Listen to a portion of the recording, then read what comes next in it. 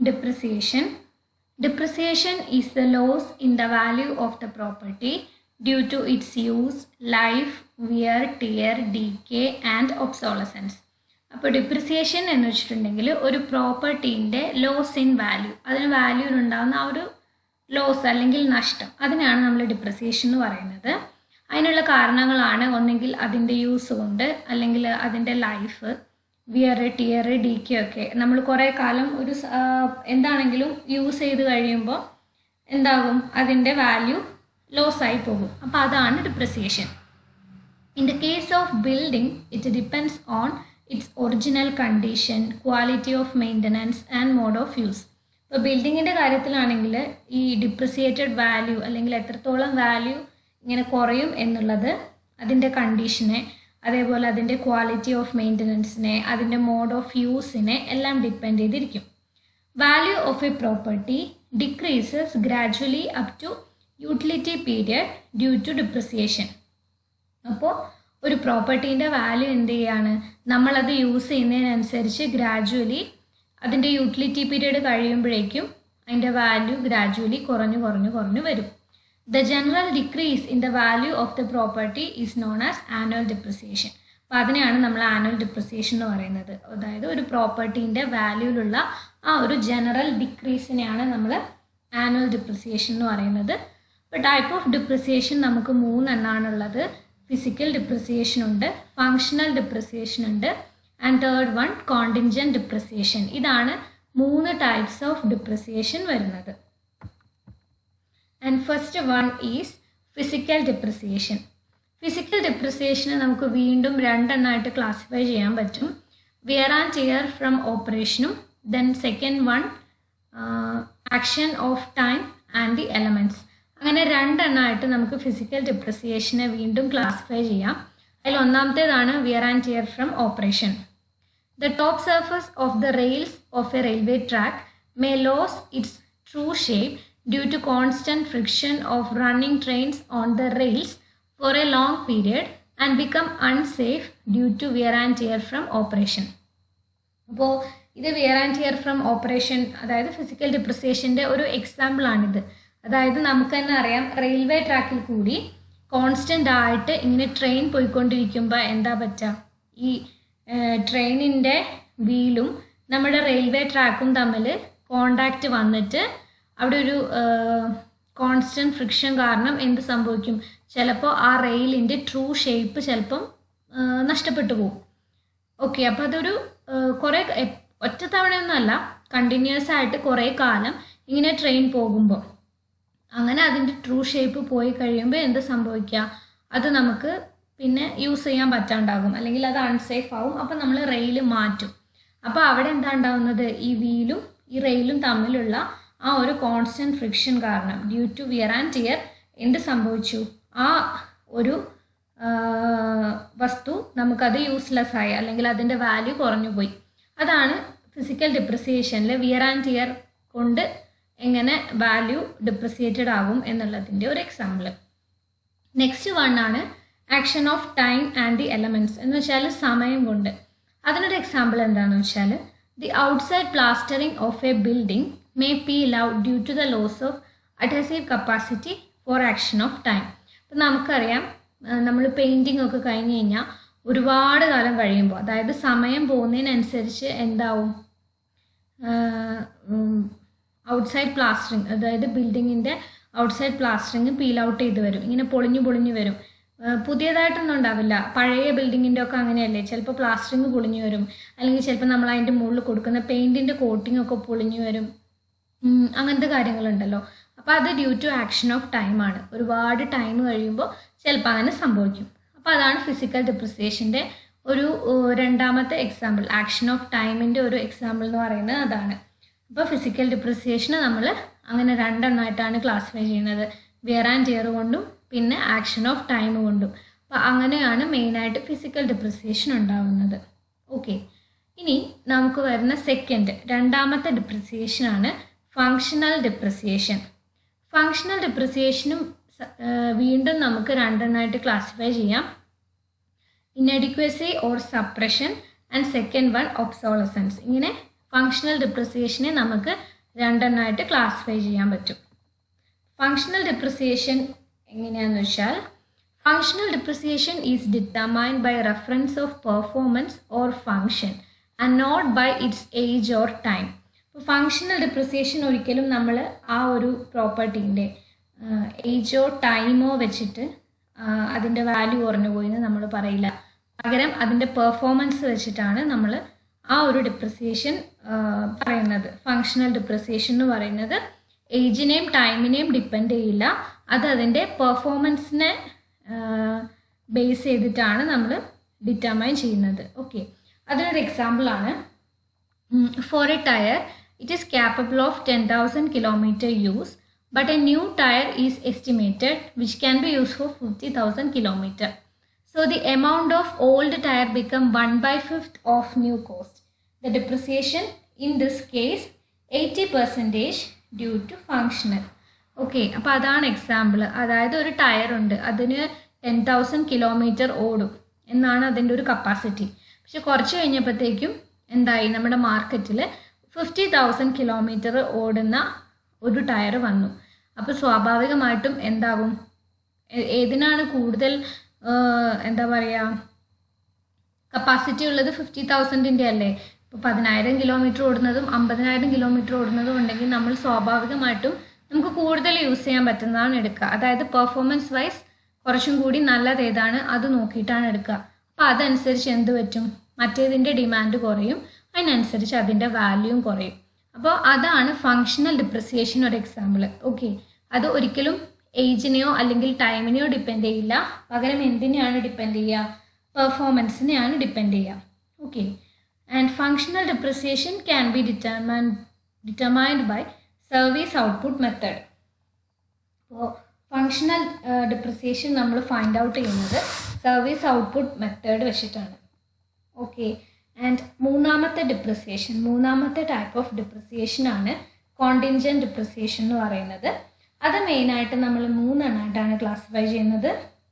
Accidents എന്ന് വെച്ചാൽ due to negligences the elements and structural defects. എന്തെങ്കിലുമൊക്കെ ആക്സിഡൻസ്, അതായത് നമ്മുടെ നെഗ്ലിജൻസ് കൊണ്ടോ നമ്മുടെ ശ്രദ്ധയില്ലായ്മ കൊണ്ടൊക്കെ എന്തെങ്കിലും ആക്സിഡൻറ്റ് പറ്റിയിട്ട് ഒരു മെഷീനോ എന്തിനെങ്കിലും സ്ട്രക്ചറൽ ഡിഫക്റ്റോ അല്ലെങ്കിൽ വേറെ എന്തെങ്കിലുമൊക്കെ വന്നു കഴിഞ്ഞിട്ടുണ്ടെങ്കിൽ അതിൻ്റെ വാല്യൂ കുറഞ്ഞു പോകും.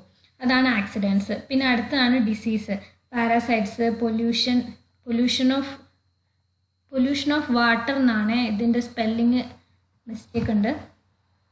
അപ്പോൾ അതൊക്കെ ഉണ്ടെങ്കിൽ എന്തെങ്കിലും ഡിസീസ് വന്നിട്ടുണ്ടെങ്കിൽ ഡിപ്രിസിയേഷൻ, അതായത് വാല്യൂ ഡിപ്രിസിയേറ്റഡ് ആകും. Then diminution of supply, natural gas, water ഇങ്ങനത്തെ സാധനങ്ങളുടെ സപ്ലൈ ഒക്കെ കുറഞ്ഞാലും പ്രോപ്പർട്ടീൻ്റെ വാല്യൂ കുറഞ്ഞു വരും. ഓക്കെ, അപ്പോൾ ഇതാണ് കോണ്ടിൻജന്റ് ഡിപ്രിസിയേഷൻ എന്ന് പറയുന്നത്. അപ്പോൾ ഇതാണ് മെയിൻലി ഡിപ്രിസിയേഷൻ്റെ 3 ടൈപ്പ്. ഡിപ്രിസിയേഷൻ എന്ന് വെച്ചാൽ എന്താണ്, it is a loss in the value of the property due to its use, life, അങ്ങനത്തെ കുറച്ച് കാര്യങ്ങൾ കാരണം ഒരു പ്രോപ്പർട്ടീൻ്റെ വാല്യൂ കുറയുക, അതാണ് ഡിപ്രിസിയേഷൻ. അത് 3 ടൈപ്പ് ഉണ്ട്: physical depreciation, contingent depreciation, functional depreciation. ഇങ്ങനെ 3 എണ്ണമായിട്ടാണ് നമ്മൾ അതിനെ ക്ലാസിഫൈ ചെയ്തിരിക്കുന്നത്. ഓക്കെ, പിന്നെ നമ്മൾ ഈ ഫങ്ഷണൽ ഡിപ്രിസിയേഷൻ പറഞ്ഞപ്പോൾ അതിൻ്റെ ഉള്ളിൽ പറഞ്ഞൊരു വാക്കാണ് ഒബ്സോളസൻസ് എന്ന് പറയുന്നത്. അതിൻ്റെ ജസ്റ്റ് ഒരു എക്സ്പ്ലനേഷനാണിത്, ഒബ്സോളസൻസ് എന്താണെന്നുള്ളത്. This may be defined as the loss in the value of the property due to change in fashion, in design, in structure, due to new inventions etcetera. അപ്പോൾ ഒബ്സോളസൻസ് എന്ന് വെച്ചാൽ അതും എന്താണ്, it is also the loss of the value, പ്രോപ്പർട്ടീൻ്റെ വാല്യൂലുള്ള loss തന്നെയാണ്. And ആ ഒരു ലോസ് ഡിപ്പെൻഡ് ചെയ്യുന്നത് എന്തൊക്കെ കാര്യങ്ങളാണ്, change in fashion, change in design, change in structure, അങ്ങനത്തെ കുറച്ച് കാര്യങ്ങൾ കാരണം പ്രോപ്പർട്ടീൻ്റെ വാല്യൂ ലെസ് ആവുന്നതിനെയാണ് നമ്മൾ ഒബ്സോളസൻസ് എന്ന് പറയുന്നത്. അപ്പോൾ ഒബ്സോളസൻസും ഇതേപോലെ 2 എണ്ണമായിട്ട് ക്ലാസിഫൈ ചെയ്തിട്ടുണ്ട്. ഇൻറ്റേർണൽ ഒബ്സോളസൻസും ഉണ്ട്, എക്സ്റ്റേണൽ ഒബ്സോളസൻസും ഉണ്ട്. അങ്ങനെ 2 എണ്ണമായിട്ടാണ് ക്ലാസിഫൈ ചെയ്തിരിക്കുന്നത്. അപ്പോൾ ഇൻറ്റേർണൽ എന്ന് വെച്ചിട്ടുണ്ടെങ്കിൽ it is due to poor, odd or eccentric original design. Poor design ആണെങ്കിൽ then change in type of construction, change in kind of construction, change in utility demand, ഇതൊക്കെയാണ് internal obsolescence കാരണങ്ങൾ. Then external obsolescence എന്ന് പറയുന്നത് poor original location, change in the character of district, zoning laws, ഇതൊക്കെയാണ് external ഒബ്സോളസൻസിൻ്റെ reasons. അപ്പോൾ അത് obsolescence എന്ന് വെച്ചാൽ എന്താണ്? It is a loss in the value of the property due to change in fashion, change in design, in structure etcetera. അപ്പോൾ അതിനെ നമുക്കിങ്ങനെ രണ്ടെണ്ണമായിട്ട് ക്ലാസിഫൈ ചെയ്യാൻ പറ്റും. ഓക്കെ, ആൻഡ് ഇനി വരുന്നൊരു ഇമ്പോർട്ടൻറ്റ് ടോപ്പിക്കാണ് difference between depreciation and obsolescence. എന്താണ് രണ്ടും തമ്മിലുള്ള ഡിഫറൻസ് എന്ന്? ഡിപ്രിസിയേഷൻ എന്ന് വെച്ചാൽ എന്താ? This is the physical loss in the value of the property due to wear and tear, decay etcetera. Okay, അപ്പം അത് വിയർ ആൻഡ് ടിയർ, ഡീകെ അങ്ങനത്തെ ഒക്കെ കാര്യങ്ങൾ കൊണ്ടുണ്ടാവുന്ന ലോസ് ഇൻ വാല്യൂ ആണ്. ആൻഡ് ഒബ്സോളസൻസ് എന്ന് വെച്ചിട്ടുണ്ടെങ്കിൽ the loss in value of the property is due to change in design, change in fashion, in structure, change in utility, demand, and also specific detrimental influences. അപ്പോൾ obsolescence എന്ന് വെച്ചാൽ അവിടെ പ്രോപ്പർട്ടീൻ്റെ വാല്യൂവിൽ loss ഉണ്ടാവുന്നത് is depends on change in design, change in fashion, അങ്ങനത്തെ കാര്യങ്ങളാണ്. ഇപ്പോൾ ഡിപ്രിസിയേഷനിൽ മെയിനായിട്ട് എന്താ പറയുക, ഏജ്, ടൈം, അങ്ങനെ ഫിസിക്കലായിട്ടുള്ള കാര്യങ്ങൾ വെച്ചിട്ടാണ് ഡിപ്രിസിയേഷൻ ഉണ്ടാകുന്നത്. ഒബ്സോളസൻസിൽ എങ്ങനെയാണ് ഉണ്ടാവുക? Change in design, change in fashion, അങ്ങനത്തെ കാര്യങ്ങൾ കൊണ്ടാണ്. Then depreciation depends on its original condition, quality of maintenance and mode of use etcetera. ഇപ്പോൾ ഡിപ്രിസിയേഷൻ എന്ന് വെച്ചാൽ ഒറിജിനൽ കണ്ടീഷനെ ഡിപ്പെൻഡ് ചെയ്യും. പിന്നെ ക്വാളിറ്റി ഓഫ് മെയിൻ്റനൻസ്, നല്ല രീതിയിലൊക്കെ മെയിൻറ്റെയിൻ ചെയ്ത് കൊണ്ടുപോകുകയാണെങ്കിൽ നമുക്ക് ഒരുപാട് ലോസ് ഒന്നും ഉണ്ടാവില്ലല്ലോ. Quality of maintenance, mode of use, അതിനെല്ലാം ഡിപ്പെൻഡ് ചെയ്യും. ഒബ്സോളസൻസ് എന്ന് വെച്ചാൽ it is depends on normal progress in the arts, inadequacy to present or growing needs etcetera. അപ്പം അതൊന്ന് ഒബ്സോളസൻസ് എന്ന് പറഞ്ഞിട്ടുണ്ടെങ്കിൽ എന്താ പറയുക, നമ്മളിപ്പോൾ പറഞ്ഞ പോലെ ഈ ഒരു സെൻറ്റൻസിൻ്റെ മീനിങ് എനിക്ക് മനസ്സിലായില്ല കേട്ടോ. പക്ഷെ എന്നാലും എന്തെങ്കിലും പുതിയ എന്തെങ്കിലും ഇൻവെൻഷൻസ് അല്ലെങ്കിൽ എന്തെങ്കിലും നീഡ്സ് വരുമ്പോൾ നമുക്ക് എന്താവും? ലോസ് ഇൻ വാല്യൂ ഉണ്ടാവും. ദെൻ അടുത്തത് depreciation. This is variable according to the age of the property. അപ്പോൾ ഏജിനനുസരിച്ച് എന്താണെങ്കിലും വാല്യൂ ഡിപ്രിസിയേറ്റഡ് ആകും ഡിപ്രിസിയേഷൻ്റെ. അതായത് ഏജ് കൂടുന്നതിനനുസരിച്ച് ഏതൊരു പ്രോപ്പർട്ടീൻ്റെ ആണെങ്കിലും ഏജ് കൂടുന്നതിനനുസരിച്ച് അതിൻ്റെ വാല്യൂ കുറഞ്ഞു വരും. ഒബ്സോളസൻസ് എന്ന് വെച്ചാൽ it is not depends on age of the building. അതൊരിക്കലും ഏജിനെ ഡിപ്പെൻഡ് ചെയ്തിട്ടായിരിക്കില്ല ഉണ്ടായിരിക്കുക. Then depreciation. There are different methods by which the amount of depreciation can be calculated. അപ്പോൾ ഒരുപാട് മെത്തേഡ്സ് വെച്ചിട്ട് നമുക്ക് ഡിപ്രിസിയേഷൻ കാൽക്കുലേറ്റ് ചെയ്യാൻ പറ്റും. ഒബ്സോളസൻസ് കാൽക്കുലേറ്റ് ചെയ്യാൻ at present there is no method. ഒരു മെത്തേഡും നമുക്ക് യൂസ് ചെയ്യാൻ പറ്റില്ല. അപ്പോൾ ഇത്രയൊക്കെയാണ് മെയിനായിട്ടുള്ള ഇത് രണ്ടും തമ്മിലുള്ള ഡിഫറൻസ്. ഡിപ്രിസിയേഷനും ഒബ്സോളസൻസും രണ്ടും loss in value of the property തന്നെയാണ്. പക്ഷേ ഒന്നെന്ന് വെച്ചാൽ എന്താണ്? Due to wear and tear, age, time, അങ്ങനത്തെ കാര്യങ്ങളെ ഡിപ്പെൻഡ് ചെയ്യും. ഒബ്സോളസൻസ് എന്ന് വെച്ചാൽ mainly change in design, change in fashion, അങ്ങനത്തെ കാര്യങ്ങളൊക്കെ ഡിപ്പെൻഡ് ചെയ്തിട്ടായിരിക്കും ഉണ്ടായിരിക്കുക. ഓക്കെ, അപ്പോൾ ഇത്രയാണ് ഡിപ്രിസിയേഷൻ, അതിൻ്റെ types and difference between depreciation and obsolescence എന്ന് പറയുന്നത്. ഓക്കെ, ആൻഡ് ഇനി നമുക്ക് നോക്കാനുള്ളത് മെത്തേഡ്സ് ഓഫ് കാൽക്കുലേറ്റിംഗ് ഡിപ്രിസിയേഷൻ ആണ്. എന്തൊക്കെ നമ്മൾ പറഞ്ഞല്ലോ, ഡിപ്രിസിയേഷൻ കാൽക്കുലേറ്റ് ചെയ്യാൻ നമുക്ക് ഒരുപാട് മെത്തേഡ്സ് യൂസ് ചെയ്യാൻ പറ്റും. അപ്പോൾ മെയിൻലി നമ്മൾ 4 മെത്തേഡ്സ് ആണ് ഡിപ്രിസിയേഷൻ്റെ കാൽക്കുലേഷന് വേണ്ടിയിട്ട് യൂസ് ചെയ്യുന്നത്. അതിൽ ഫസ്റ്റ് വൺ ആണ് straight line method, second one is constant percentage method, third one sinking fund method and fourth one quantity survey method. ഈ 4 മെത്തേഡ്സ് ആണ് നമ്മൾ ഡിപ്രിസിയേഷൻ്റെ കാൽക്കുലേഷന് വേണ്ടിയിട്ട് യൂസ് ചെയ്യുന്നത്. ഓക്കെ, അപ്പോൾ നമുക്ക് ഫസ്റ്റ് മെത്തേഡ് പഠിക്കാം. അതാണ് straight line method. Straight line method വെച്ചിട്ട് നമ്മൾ അതിൽ ആനുവൽ ഡിപ്രിസിയേഷൻ ആണ് കാൽക്കുലേറ്റ് ചെയ്യുന്നത്, ഓരോ വർഷവും ഉണ്ടാകുന്ന loss in value. Annual depreciation calculate ചെയ്യാനുള്ള ഇക്വേഷനാണിത്. Original cost minus scrap value divided by life in years. Okay, അപ്പോൾ നമുക്കതിനെ ഇങ്ങനെ ഇങ്ങനെ ഡിനോട്ട് ചെയ്യാം. D is equal to C minus S C divided by N. D എന്ന് വെച്ചാൽ it is the annual depreciation by straight line method. C എന്ന് വെച്ചാൽ it is the original cost. S C എന്ന് പറയുന്നത് scrap value. Small letter N എന്ന് പറയുന്നത് number of years or life. അതാണ് ഈ ഇക്വേഷൻ്റെ ഓരോ ടേംസും ഡിനോട്ട് ചെയ്യുന്നത്. സ്ട്രെയിറ്റ് ലൈൻ മെത്തേഡ് വെച്ചിട്ട് നമ്മൾ ഡിപ്രിസിയേഷൻ കാൽക്കുലേറ്റ് ചെയ്യുന്ന ഇക്വേഷൻ ആണിത്. D is equal to C minus S C divided by N. Okay, അപ്പോൾ ഈ ഇക്വേഷൻ നമ്മൾ എന്താണെങ്കിലും പഠിച്ചിരിക്കണം. സെക്കൻഡ് മെത്തേഡാണ് കോൺസ്റ്റൻറ്റ് പെർസെൻറ്റേജ് മെത്തേഡ്. ഓക്കെ, അപ്പോൾ ഈ മെത്തേഡിൽ മെയിൻലി നമ്മൾ ഈ ഇക്വേഷനാണ് കേട്ടോ പഠിക്കേണ്ടത്, പക്ഷേ ഇതും പഠിച്ചിരിക്കണം, രണ്ടും വേണം. അപ്പോൾ ഇതിനകത്ത് കോൺസ്റ്റൻറ്റ് പെർസെൻറ്റേജ് മെത്തേഡിൽ ഇങ്ങനെയാണ് കാൽക്കുലേറ്റ് ചെയ്യുക. ആദ്യം value of the property at the end of first year, അതായത് ഒരു വർഷം കഴിയുമ്പോൾ കുറഞ്ഞേക്കുന്ന ഡിപ്രിസിയേറ്റഡ് വാല്യൂ, അത് കണ്ടുപിടിക്കാനുള്ള ഇക്വേഷനാണ് സി ഇൻറ്റു 1 മൈനസ് പി.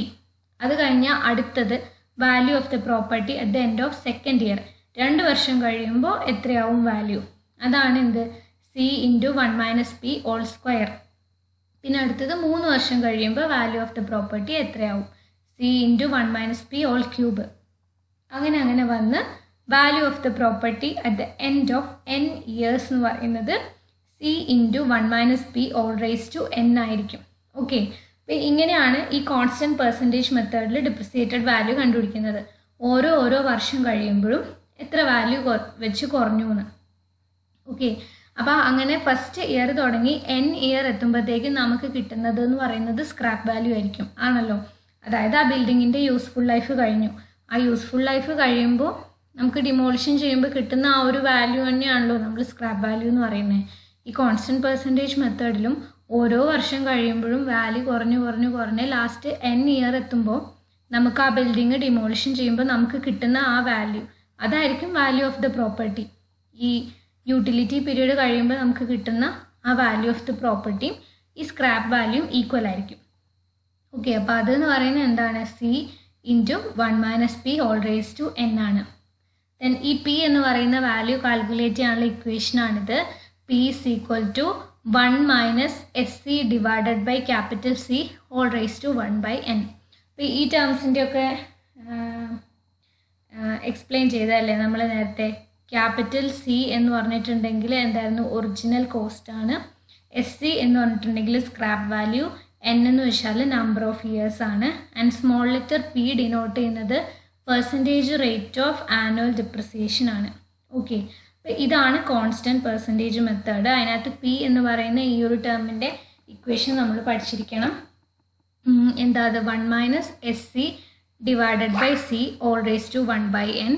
അതേപോലെ value of the property at the end of each year, ഓരോ വർഷം കഴിയുമ്പോഴും എത്ര വാല്യൂ കുറയുന്നുള്ളതിൻ്റെ ഇക്വേഷനാണ് C into 1 minus P whole raise to 1, 2, 3 അങ്ങനെ വരുന്നത്. ഓക്കെ, ദെൻ നെക്സ്റ്റ് മെത്തേഡാണ് sinking fund method. In this method the depreciation is assumed to be annual sinking fund plus the interest of the accumulated sinking fund till that year. Sinking ഫണ്ടിൽ depreciation നമ്മൾ എങ്ങനെയാണ് calculate ചെയ്യുന്നത് വെച്ചാൽ നമ്മൾ assume ചെയ്യുന്നത് എങ്ങനെയാണെന്ന് വെച്ചാൽ it is the annual sinking fund plus interest of accumulated sinking fund എന്നാണ്. അപ്പോൾ ഇതിൽ മെയിൻലി നമുക്ക് ഈ ഒരു ഇക്വേഷൻ നമുക്കറിയാലോ അല്ലേ, I/1 + I whole raise to n minus 1 IC നമ്മൾ പറയില്ലേ, കോഎഫിഷ്യൻ്റ് ഓഫ് സിങ്കിങ് ഫണ്ടിൻ്റെ ഇക്വേഷനാണിത്. I/1 + I whole raise to n minus 1, അതിനെ നമ്മൾ എക്സ് എന്ന് ഡിനോട്ട് ചെയ്യാം. ആൻഡ് അത് നേരെ തിരിച്ച് 1 + I whole raise to n minus 1 divided by I, അത് നമ്മൾ y എന്ന് ഡിനോട്ട് ചെയ്യാം. ആൻഡ് അപ്പോൾ ഈ സിങ്കിങ് ഫണ്ട് മെത്തേഡിൽ റേറ്റ് ഓഫ് ഡിപ്രിസിയേഷൻ എന്ന് പറയുന്നത് ഈ എക്സ് ഇൻറ്റു വൈ ആയിരിക്കും. Okay, I/1 + I whole raise to n minus 1ഉം പിന്നെ 1 + I whole raise to n minus 1 divided by I, ഇങ്ങനെ രണ്ട് ഇക്വേഷൻ. ഇതെന്ന് പറയുന്നത് annual sinking fund to provide revenue 1 in n years ആണ്. അതാണ് നമ്മൾ ഇങ്ങനെ ഡിനോട്ട് ചെയ്തേക്കുന്നത്. ആൻഡ് ഇത് the amount of revenue 1 per annum in n years ആണ്. അപ്പോൾ ഈ രണ്ട് ഇക്വേഷനിലും അതിൻ്റെ വാല്യൂ ചെറിയൊരു ഡിഫറൻസ് ഉണ്ടാവും കേട്ടോ. ഇല്ലെങ്കിൽ ഇപ്പോൾ ഇത് രണ്ടും അങ്ങോട്ടും ഇങ്ങോട്ടും എന്താ പറയുക, ഇങ്ങനെ തലതിരിഞ്ഞിരിക്കുമ്പോൾ രണ്ടും ക്യാൻസലായി പോകില്ല എന്നൊക്കെ നിങ്ങൾ വിചാരിച്ചാൽ അത് നമുക്ക് പ്രോബ്ലം ചെയ്യുമ്പോൾ മനസ്സിലാവും. ഇക്വേഷൻ ഇങ്ങനെയാണ്, പക്ഷെ ചെയ്യുമ്പോൾ നമുക്ക് ആൻസർ കിട്ടും. അപ്പോൾ ഇതിങ്ങനെ പഠിച്ചിരിക്കുക. X equal to I/1 + I whole raise to n minus 1 ആണ്. y is equal to 1 + I whole raise to n minus 1 divided by I. അപ്പോൾ അത് രണ്ടും കൂടി മൾട്ടിപ്ലൈ ചെയ്യാം, അപ്പോൾ നമുക്ക് റേറ്റ് ഓഫ് ഡിപ്രിസിയേഷൻ കിട്ടും. അതാണ് സിങ്കിങ് ഫണ്ട് മെത്തേഡിൽ നമ്മൾ ചെയ്യുന്നത്. ആൻഡ് Fourth one ആണ് quantity survey method. In this method, the property is studied in details and the extent of physical deterioration is worked out and to calculate depreciation. ഇപ്പോൾ quantity survey മെത്തേഡിൽ എന്ന് വെച്ചാൽ ഇപ്പോൾ നമുക്ക് അതിൻ്റെ പ്രോബ്ലം നമുക്ക് ചെയ്യാനില്ല കേട്ടോ. ജസ്റ്റ് എന്താണ് ക്വാണ്ടിറ്റി സർവേ മെത്തേഡ് എന്ന് ഈ ഒരു ഡെഫിനിഷൻ മാത്രമേ ഉള്ളൂ. അപ്പോൾ നമ്മൾ എന്ത് ചെയ്യുന്നു വെച്ചാൽ നമ്മുടെ പ്രോപ്പർട്ടീനെ നമ്മൾ ഡീറ്റെയിൽ ആയിട്ട് സ്റ്റഡി നടത്തും. എന്നിട്ട് എന്തെങ്കിലും ഫിസിക്കൽ ഡിറ്റീരിയോറേഷനൊക്കെ ഉണ്ടായിട്ടുണ്ടോ എന്ന് നമ്മൾ എന്താ പറയുക ചെക്ക് ചെയ്യും. എന്നിട്ടാണ് നമ്മൾ ഡിപ്രിസിയേഷൻ കാൽക്കുലേറ്റ് ചെയ്യുന്നത് ക്വാണ്ടിറ്റി സർവേ മെത്തേഡിൽ. അപ്പോൾ അതിൻ്റെ പ്രോബ്ലം നമുക്ക് ചെയ്യാനില്ല. നമുക്ക് മെയിനായിട്ട് ഈ മൂന്നെണ്ണമാണുള്ളത്. സ്ട്രെയിറ്റ് ലൈൻ മെത്തേഡ്, അതിൻ്റെ ഇക്വേഷനാണ് annual depreciation D is equal to C minus SC by N. Then constant percentage method, അതിന് രണ്ട് ഇക്വേഷൻ ഉണ്ട്. C is equal to 1 minus P and P is equal to 1 minus SC divided by capital C all raised to 1 by N. Then sinking fund method, അത് X into Y ആണ് നമ്മൾ ചെയ്യുന്നത്. X എന്ന് വെച്ചാൽ I by 1 plus I all raised to N minus 1. അത് annual sinking fund to provide revenue in N years എന്ന് പറയുന്ന ഒരു ടേം ആണത്. ഇപ്പോൾ ക്വസ്റ്റ്യനിൽ N ഇയേഴ്സിന് പകരം എത്ര ഇയേഴ്സ് ആണ് നമുക്ക് ക്വസ്റ്റ്യനിൽ തന്നിട്ടുണ്ടാവും. അപ്പോൾ annual sinking fund to provide revenue in N years equal to X എന്ന് നമ്മൾ ഡിനോട്ട് ചെയ്യാം. ആൻഡ് അടുത്തത് Y ആണ്. And amount of revenue 1 per annum in N years എന്ന് വെച്ചാൽ 1 plus I all raised to N minus 1 divided by I. ആ എക്സും വൈയും കൂടി മൾട്ടിപ്ലൈ ചെയ്യുമ്പോൾ നമുക്ക് റേറ്റ് ഓഫ് ഡിപ്രിസിയേഷൻ കിട്ടും. അങ്ങനെയാണ് സിങ്കിങ് ഫണ്ട് മെത്തേഡിൽ നമ്മൾ ഡിപ്രിസിയേഷൻ കാൽക്കുലേറ്റ് ചെയ്യുന്നത്.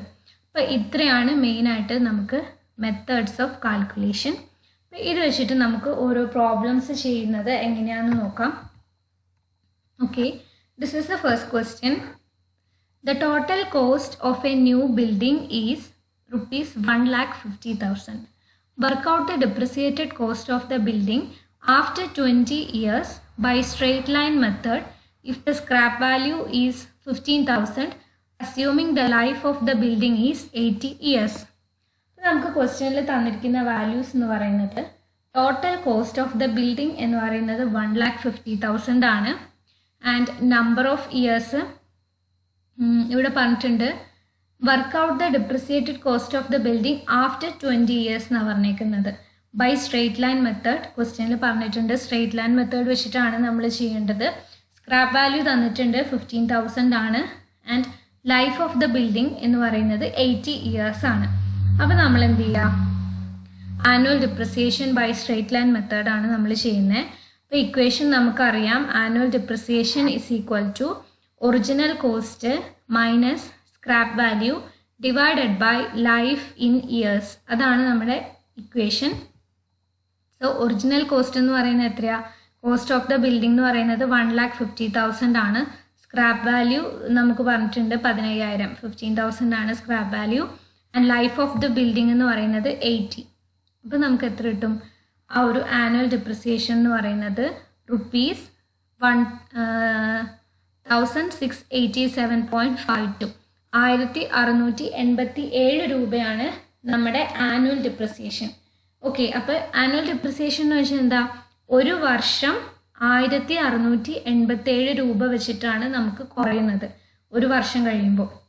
അപ്പം നമ്മുടെ ക്വസ്റ്റ്യനിൽ നമ്മളോട് പറഞ്ഞേക്കുന്നത് work out the depreciated cost of the building after 20 years എന്നാണ്. ഓക്കെ, ഡിപ്രിസിയേഷൻ ഫോർ 20 years ആണ് നമ്മൾ കണ്ടുപിടിക്കേണ്ടത്. അപ്പോൾ എന്ത് ചെയ്യുക, ആനുവൽ ഡിപ്രിസിയേഷൻ നമുക്ക് കിട്ടി അല്ലേ. ഒരു വർഷം കുറയുന്നത് 1687 രൂപയാണ്. അപ്പോൾ 20 വർഷം കഴിയുമ്പോൾ ഉള്ള ആ ബിൽഡിങ്ങിൻ്റെ ഡിപ്രിസിയേറ്റഡ് കോസ്റ്റ് ആ ക്വസ്റ്റ്യനിൽ ചോദിച്ചിരിക്കുന്നത്.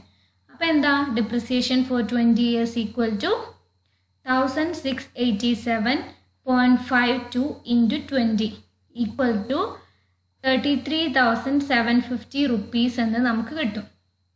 ഓക്കെ, ഇത്രയേ ഉള്ളൂ. ഇതാണ് നമ്മൾ സ്ട്രെയിറ്റ് ലൈൻ മെത്തേഡ് വെച്ചിട്ട് ഡിപ്രിസിയേഷൻ കാൽക്കുലേറ്റ് ചെയ്യുന്ന പ്രോബ്ലം.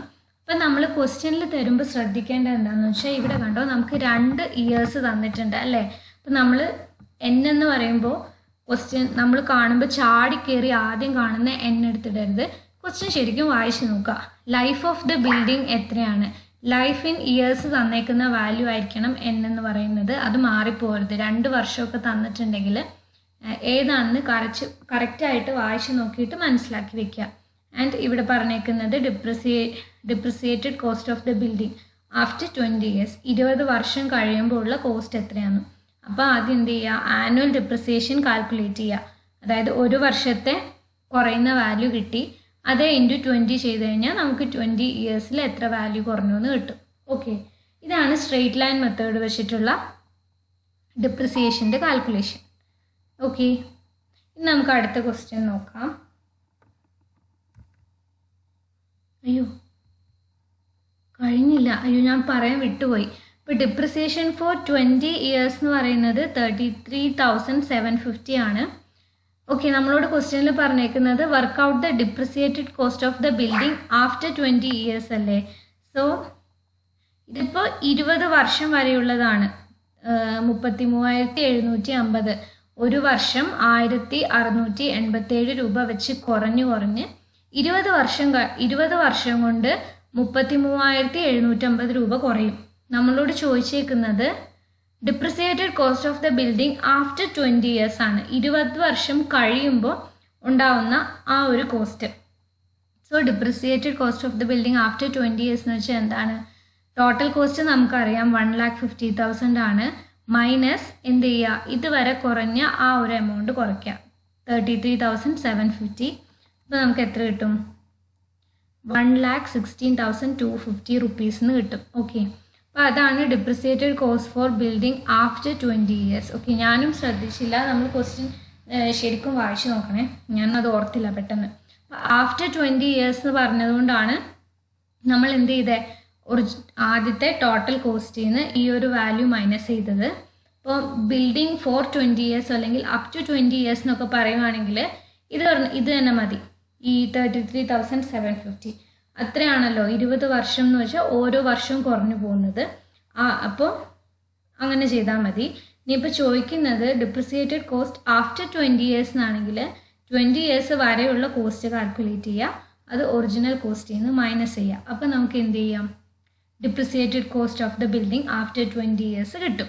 ഓക്കെ, ഇതാണ് സ്ട്രെയിറ്റ് ലൈൻ മെത്തേഡ് വെച്ചിട്ടുള്ള പ്രോബ്ലം. ദെൻ അടുത്ത question, the present value of a machine is 20,000. Work out the depreciation cost at the end of 5 years if the salvage value is 2,000. Assume the life of the machine be 16 years. ഇതാണ് question.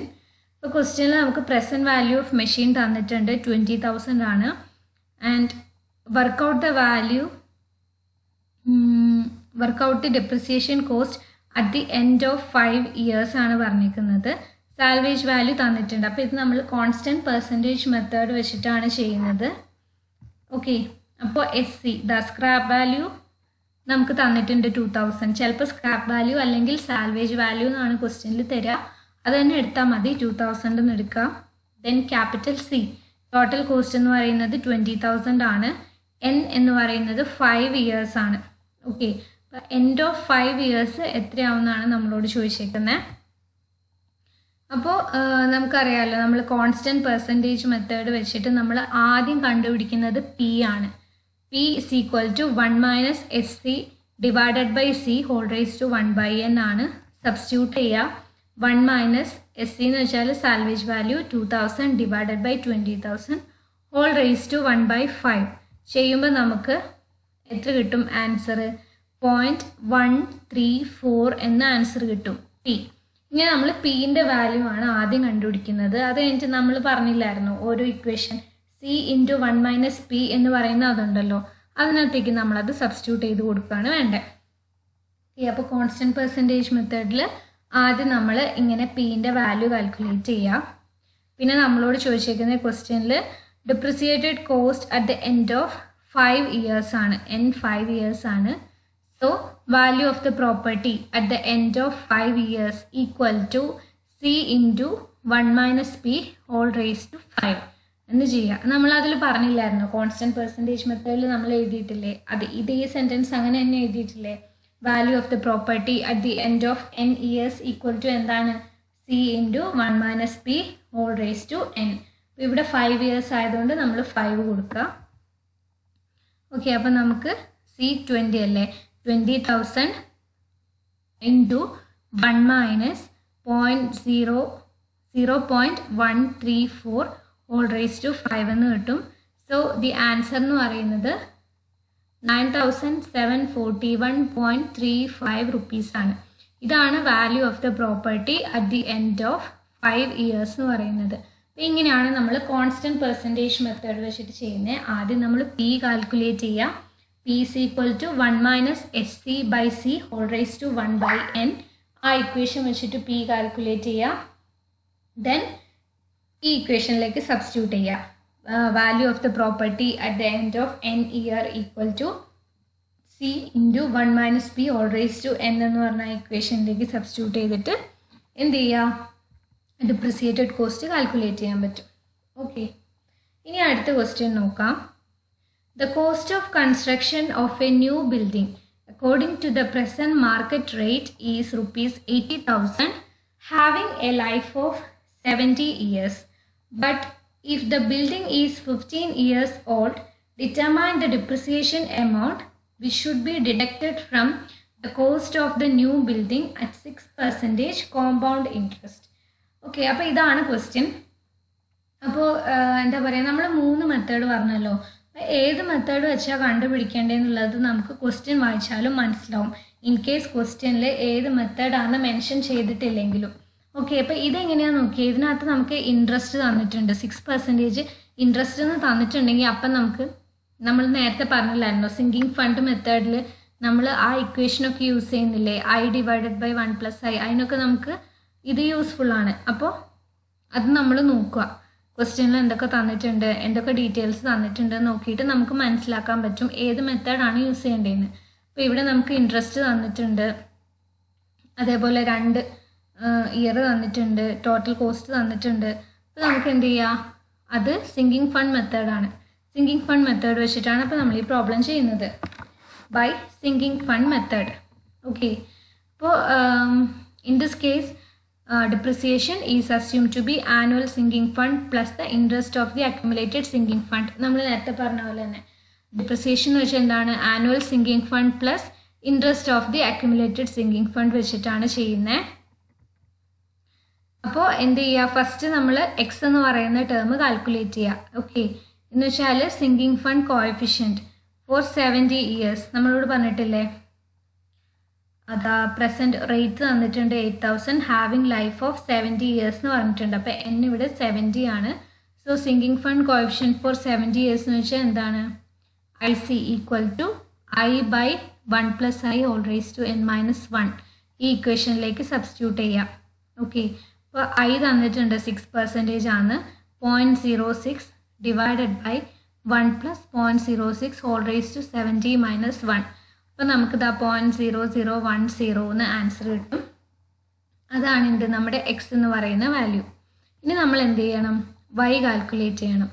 Okay, അതെങ്ങനെയാണെന്ന് വെച്ചാൽ അതും നമ്മൾ മറ്റേ equation പറഞ്ഞില്ലേ, an amount of revenue 1 per annum in n years equal to എന്താണ് 1+I whole raise to n-1 divided by I.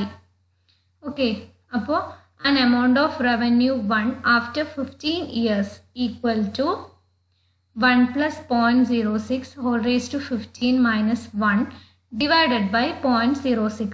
അപ്പോൾ equal to നമുക്ക് എന്ത് ചെയ്യും, ഇത് കാൽക്കുലേറ്റ് ചെയ്യുമ്പോൾ 23.25 എന്ന് കിട്ടും.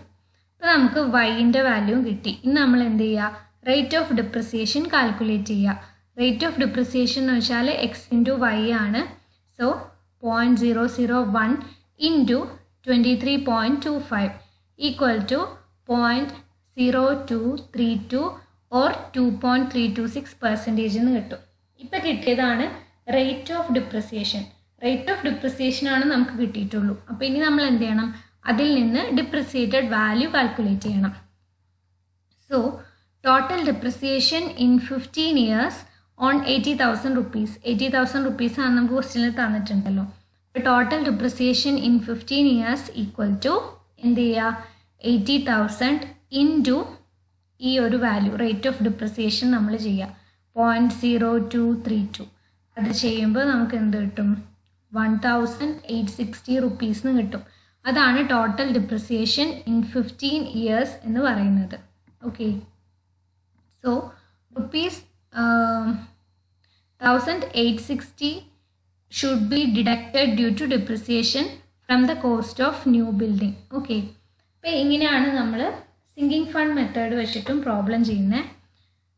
ഓക്കെ, അപ്പോൾ ഇങ്ങനെ മെയിൻലി നമ്മൾ 3 മെത്തേഡ് വെച്ചിട്ടാണ് നമുക്ക് പ്രോബ്ലം ചെയ്യാനുള്ളൂ. Straight line method, constant percentage method, sinking fund method. Straight line മെത്തേഡിൽ നമ്മൾ ആനുവൽ ഡിപ്രിസിയേഷൻ ആണ് കാൽക്കുലേറ്റ് ചെയ്യുന്നത്. D is equal to C minus S C by N എന്ന് പറയുന്ന ഇക്വേഷൻ. അടുത്തത് കോൺസ്റ്റൻറ്റ് പെർസെൻറ്റേജ് മെത്തേഡാണ്. അതിൽ നമ്മൾ ആദ്യം പി കാൽക്കുലേറ്റ് ചെയ്യുക. P is equal to 1 minus S C by C whole raise to 1 by N ആണ്. അത് കഴിഞ്ഞിട്ട് നമ്മൾ എന്ത് ചെയ്യുക, value of the property at the end of n years equal to C into 1 minus P whole raise to n ആ ഇക്വേഷനിൽ substitute ചെയ്യാം. Then sinking fund മെത്തേഡിൽ നമ്മൾ എക്സും വൈയും കാൽക്കുലേറ്റ് ചെയ്യുക. I by 1 plus I whole raise to n minus 1 എന്ന് പറയുന്ന ഇക്വേഷൻ വെച്ചിട്ട്. അപ്പോൾ എന്നിട്ട് എക്സും വൈയും മൾട്ടിപ്ലൈ ചെയ്തിട്ട് റേറ്റ് ഓഫ് ഡിപ്രിസിയേഷൻ കാൽക്കുലേറ്റ് ചെയ്യുക. അതിൽ നിന്ന് ഡിപ്രിസിയേറ്റഡ് വാല്യൂം കാൽക്കുലേറ്റ് ചെയ്യാം. ഓക്കെ, അപ്പോൾ ഈ ക്വസ്റ്റ്യനിൽ നോക്കുക, നമുക്ക് ഇതിൽ ഞാൻ ആദ്യം പറയാൻ വിട്ടുപോയി. അതായത് നമുക്ക് എന്നിൻ്റെ വാല്യൂ കണ്ടോ, ഞാൻ നേരത്തെ പറഞ്ഞപ്പോൾ ഞാൻ നേരത്തെ എന്താ പറഞ്ഞതെന്ന് എനിക്ക് ഓർമ്മയും കിട്ടുന്നില്ലല്ലോ, എന്തോ മിസ്റ്റേക്ക് ഉണ്ടോ എന്ന് എനിക്കറിയില്ല. ഉണ്ടെങ്കിൽ ഒന്ന് നോട്ട് ചെയ്യണം. എന്ന് വെച്ചാൽ സിങ്കിങ് ഫണ്ട് മെത്തേഡിൽ നമ്മൾ പറഞ്ഞില്ലേ, ഇപ്പോൾ ചിലപ്പോൾ നമ്മൾ വിചാരിക്കില്ലേ ഈ I by 1 plus I whole raise to n minus 1 into 1 plus I whole raise to n minus 1 divided by I രണ്ടും കൂടി ക്യാൻസലായി പോകുമല്ലോ എന്ന്. അപ്പോൾ ഐ ക്വസ്റ്റ്യനിൽ തന്നിട്ടുണ്ട്, എന്നിൻ്റെ വാല്യൂ ആണ് മാറുക. ഞാൻ നേരത്തെ പറഞ്ഞത് മാറിപ്പോയോ എന്ന് എനിക്കൊരു ഡൗട്ട്. അപ്പോൾ ലൈഫ് 70 ഇയേഴ്സ് എന്ന് തന്നിട്ടുണ്ട്. അപ്പോൾ coefficient of sinking fund IC കണ്ടുപിടിക്കാൻ നേരത്ത് നമ്മൾ സാധാരണ എന്ത് ചെയ്യുക, ലൈഫ് നമുക്ക് ക്വസ്റ്റ്യനിൽ തന്നേക്കുന്ന ലൈഫ് ഓഫ് ഇയർ വെച്ചിട്ട് കണ്ടുപിടിക്കുക. പിന്നെ നമുക്ക് അടുത്തത് പറഞ്ഞേക്കുന്നത് എന്താ, but if the building is 15 years old determine depreciation amount എന്നാണ്. ആ ബിൽഡിംഗ് 15 ഇയേഴ്സ് ഓൾഡായി അതിൻ്റെ ഡിപ്രിസിയേറ്റഡ് എമൗണ്ട് ആണ് കാൽക്കുലേറ്റ് ചെയ്യേണ്ടത്. അപ്പോൾ ഈ y എന്ന് പറയുന്ന ടേം ഉണ്ടല്ലോ, അതിൻ്റെ n എന്ന് പറയുന്നത് അപ്പോൾ ആ ഒരു ഇയർ ആയിരിക്കും. നമുക്ക് ഡിപ്രിസിയേറ്റഡ് കോസ്റ്റ് കാൽക്കുലേറ്റ് ചെയ്യേണ്ട ആ ഒരു ഇയർ ഉണ്ടല്ലോ, അതായിരിക്കും അവിടെ സബ്സ്റ്റിറ്റ്യൂട്ട് ചെയ്യേണ്ടത്. അത് ഈ പ്രോബ്ലം തന്നെ നോക്കുമ്പോൾ അറിയാലോ, IC കണ്ടുപിടിക്കാൻ വേണ്ടിയിട്ട് നമ്മൾ 70 ആണ് യൂസ് ചെയ്തേക്കുന്നത്. ഈ n-ന് 70 ആണ് യൂസ് ചെയ്തേക്കുന്നത്. ആൻഡ് y-ൻ്റെ വാല്യൂ, അതായത് amount of revenue 1 after n years എന്ന് പറയുന്ന ഓർ ആ 15 ഇയേഴ്സ് എന്ന് പറയുന്നിടത്ത് നമ്മളിതാ n-ന് ഇവിടെ 15 ആണ് യൂസ് ചെയ്തേക്കുന്നത്. അപ്പോൾ സിങ്കിങ് ഫണ്ട് മെത്തേഡിൽ അങ്ങനെ 2 n തന്നിട്ടുണ്ടാവും. അപ്പോൾ അത് രണ്ടും നോക്കിയിട്ട് അത് സബ്സ്റ്റിറ്റ്യൂട്ട് ചെയ്യുക. ഐയും തന്നിട്ടുണ്ടാവും. അപ്പോൾ അത് വെച്ചിട്ടാണ് നമ്മളത് സിങ്കിങ് ഫണ്ട് മെത്തേഡ് ആണെന്ന് കണ്ടുപിടിക്കുന്നത്. ദെൻ കോൺസ്റ്റൻറ്റ് പെർസെൻറ്റേജ് മെത്തേഡ് ആണെങ്കിലോ എന്തായിരിക്കും, value at the end of the ഇത് കാൽക്കുലേറ്റ് ചെയ്യാൻ വേണ്ടി പറഞ്ഞിട്ടുണ്ടാവും. അതിനകത്ത് നമുക്ക് ഈ ഡാറ്റാസൊക്കെ ഉണ്ടാവും കേട്ടോ. SC ഉണ്ടാവും, C ഉണ്ടാവും, N ഉണ്ടാവും.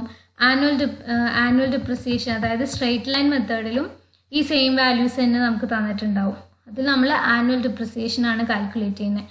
ഓരോ വർഷത്തെയും ഡിപ്രിസിയേഷൻ ആണ് കാൽക്കുലേറ്റ് ചെയ്യുക. പിന്നെ കോൺസ്റ്റൻറ്റ് പെർസെൻറ്റേജിൽ എന്ന് വെച്ചാൽ നമുക്ക് ഏത് വർഷത്തെയാണോ വേണ്ടത്, അതാ C into 1 minus P whole raise to n എന്ന് പറയുന്നതിൽ n-ന് പകരം ആ ഒരു ഇയർ സബ്സ്റ്റിറ്റ്യൂട്ട് ചെയ്ത് കഴിഞ്ഞാൽ ഏത് ഇയർ ആണോ ആ ഇയറിത്തെ അതിൽ തന്നെ കിട്ടും.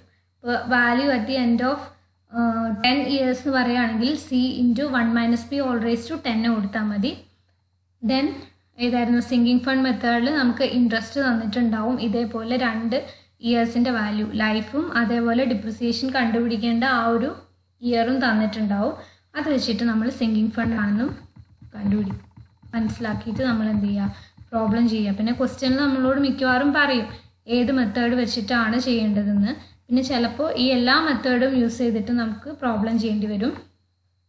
അങ്ങനത്തെ ഒരു ക്വസ്റ്റ്യൻ ആണിത്.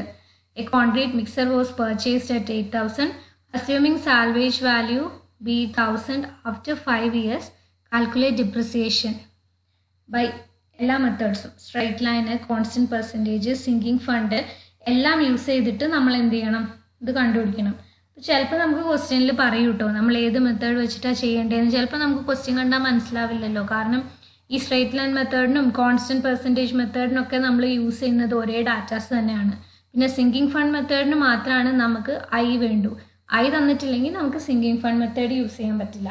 അപ്പോൾ ക്വസ്റ്റ്യനിൽ ചിലപ്പോൾ പറയും ഏത് മെത്തേഡാണ്, അല്ലെങ്കിൽ ചിലപ്പോൾ എല്ലാ മെത്തേഡും വെച്ച് ചെയ്യേണ്ടി വരും, അല്ലെങ്കിൽ ചിലപ്പോൾ നമ്മൾ തന്നെ ഒന്നും പറഞ്ഞിട്ടില്ല എന്നാണെങ്കിൽ നമ്മൾ വായിച്ചിട്ട് സ്ട്രെയിറ്റ് ലൈൻ ആണോ കോൺസ്റ്റൻ്റ് ആണോ ഏതാണെന്ന് വെച്ചാൽ അതനുസരിച്ചിട്ട് നമ്മൾ ചെയ്യേണ്ടി വരും. ഓക്കെ, ഇപ്പോൾ സമയം എത്രയായി? 40 മിനിറ്റ്. ഓക്കെ, അപ്പോൾ ഈ ഒരു പ്രോബ്ലത്തിൻ്റെ എക്സ്പ്ലനേഷൻ, അതായത് ഈ 3 എണ്ണം ഉണ്ടല്ലോ, ഇതൊറ്റ പ്രോബ്ലമാണ്. അപ്പോൾ അതെങ്ങനെയാണ് ചെയ്യണേന്നുള്ളതിൻ്റെ വീഡിയോ നമുക്ക് അടുത്ത വീഡിയോയിൽ ചെയ്യാം. അപ്പോൾ ഈ 3 പ്രോബ്ലംസ് നോക്കുക, അതായത് ഓരോ മെത്തേഡും വെച്ചിട്ട് എങ്ങനെയാണ് നമ്മൾ പ്രോബ്ലം ചെയ്തതെന്നുള്ളത് ഇതിൽ എക്സ്പ്ലെയിൻ ചെയ്തിട്ടുള്ളത് നോക്കിയാൽ മതി. ഈ ഒരു പ്രോബ്ലം നമുക്ക് അടുത്ത വീഡിയോയിൽ എക്സ്പ്ലെയിൻ ചെയ്യാം.